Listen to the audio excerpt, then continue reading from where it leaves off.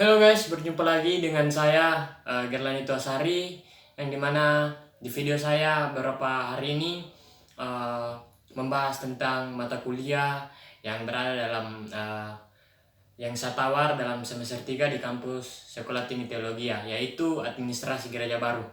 Seperti dari penjelasan-penjelasan sebelumnya teman-teman, bahwa administrasi gereja baru itu mempunyai keenam dimensi, dan di video-video sebelumnya juga saya sudah membahas beberapa dimensi dari administrasi gereja tersebut. Nah, sekarang di video ini teman-teman saya akan membahas dimensi yang kelima, yaitu ekologi administrasi gereja baru teman-teman. Iya, teman-teman sendiri juga pasti paham apa itu ekologi sebenarnya, karena dalam sebagai umat Kristen bahwa ekologi itu terdapat dalam kitab Kejadian, yang dimana alam menciptakan itu, karya-karya ciptaan Allah ada terdapat dalam situ. Nah, itu adalah ekologi teman-teman. Tapi teman-teman perlu kita harus mengetahui apa sih definisi dari ekologi tersebut secara universal, yaitu istilah ekologi pertama kali yang dikemukakan oleh Ernest Haeckel, yang dimana seorang murid dari Darwin pada tahun 1866 teman-teman, yang menunjukkan pada keseluruhan organisme atau pola hubungan antara organisme dan lingkungannya. Ya, ekologi berasal dari kata Yunani teman-teman, yang dimana oikos dan logos, yang berarti rumah dan pengetahuan. Secara harfiah teman-teman, pengetahuan ekologi ini adalah sebuah pengetahuan tentang lingkungan hidup atau planet bumi ini sebagai keseluruhannya, atau yang berhubungan dengan alam, seperti itu teman-teman. Ya, ekologi dalam administrasi gereja baru tuh teman-teman tidak menekankan atau tidak serta-merta hanya mau menekankan bahwa bagaimana ekologi gereja terhadap alam saja, tidak, tetapi di sini ekologi dengan berbicara dalam administrasi gereja baru itu dia lebih menekankan bagaimana relasi-relasi yang dibangun gereja dalam lingkungan sekitarnya itu, dan juga lingkungan bernegaranya teman-teman. Iya, ada tiga aspek teman-teman yang sangat menjadi domain kepublikan gereja masa kini teman-teman, yaitu civil society atau yang dibilang warga sipil. Mungkin saya sebut dengan bahasa Indonesia saja karena jujur saya minim bahasa Inggris. ya poin pertama itu aspek yang domain yang kepublikan yang gereja sangat tempatkan pada saat ini teman-teman, yaitu yang pertama tadi adalah warga sipil.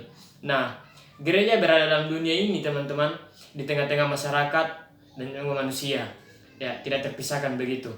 Juga karena gereja itu hidup dan bertindak dan dengan masyarakat dengan melakukan tugasnya, maksudnya gereja karena gereja itu hidup di tengah lingkungan masyarakat, gereja harus melakukan tugasnya teman-teman, yaitu yang religius murni, yang dimana gereja sekaligus juga berada dalam jalur humanisasi. Ya, sebenarnya hubungan ini antara gereja dan masyarakat ini, yang dimana gereja sebagai bagian dari masyarakat juga memiliki panggilan untuk terlibat dalam upaya mengatasi permasalahan yang sedang terjadi di sekitarnya teman-teman, atau masalah-masalah yang sering terjadi dalam lingkungan masyarakatnya. Ya, poin yang kedua teman-teman yaitu pemerintah, atau bahasa Inggrisnya disebut government. Ya, government sendiri, hubungan government sendiri dengan gereja teman-teman, yaitu gereja juga membutuhkan pemerintah untuk mengatur kehidupan manusia bersama di suatu tempat agar tercipta keteraturan dan kestabilan. Misalnya contohnya dalam kehidupan bersama perlu adanya pengaturan soal pembangunan instalasi dan penyaluran listrik, lalu lintas jalan raya, sistem pendistribusian air, fasilitas pendidikan dan sebagainya teman-teman. Ya, dalam hal ini menunjukkan bahwa negara mempunyai fungsi positif untuk menciptakan kehidupan yang baik bagi masyarakat. Ya. Nah teman-teman, poin yang ketiga yang menjadi dominasi kepemilikan gereja yaitu usaha-usaha atau corporate.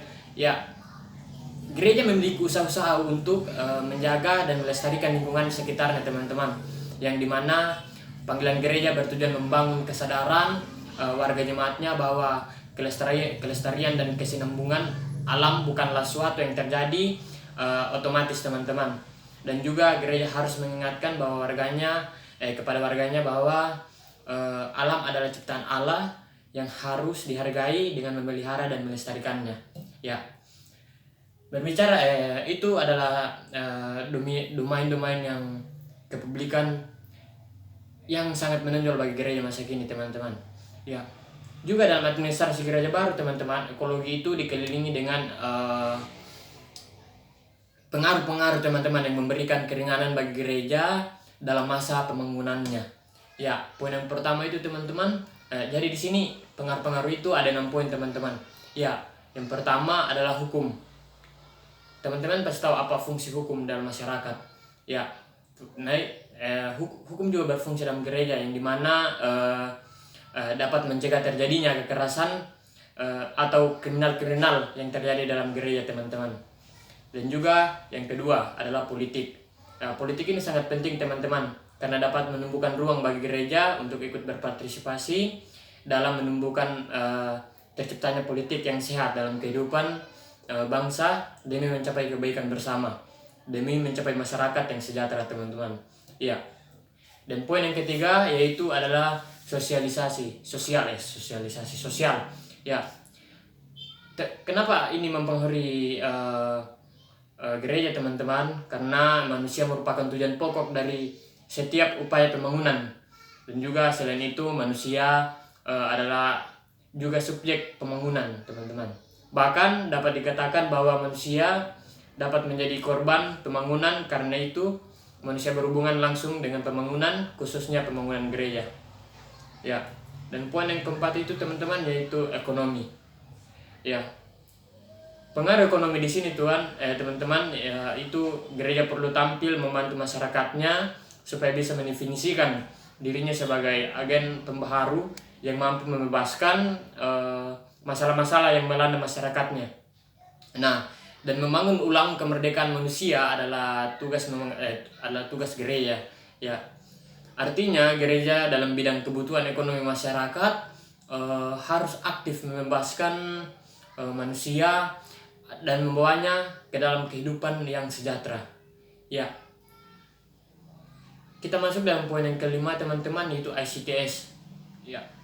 Khususnya di masa sekarang teman-teman, ICTS memberikan ruang untuk gereja yang dimana agar dapat dengan mudah mendapatkan informasi-informasi perkembangan yang terjadi. Ya, khususnya di era digitalisasi sekarang teman-teman, gereja dituntut untuk mengikuti kemajuan teknologi untuk dapat mempermudah aktivitas bergereja. Nah teman-teman, itulah pengaruh dan juga dominasi gereja yang dapat bisa saya sampaikan, atau ekologi yang terdapat dalam administrasi gereja baru. Ini hanya sebagai pengantar kita. Kalau teman-teman berminat, saya akan membuat blog di mana di situ saya mengangkat satu masalah mengenai ekologi ini. Ya. Mungkin hanya itu sekian dari saya teman-teman. Ya, saya pamit undur diri. Salam bahagia dan juga salam administrasi gereja baru. Ya.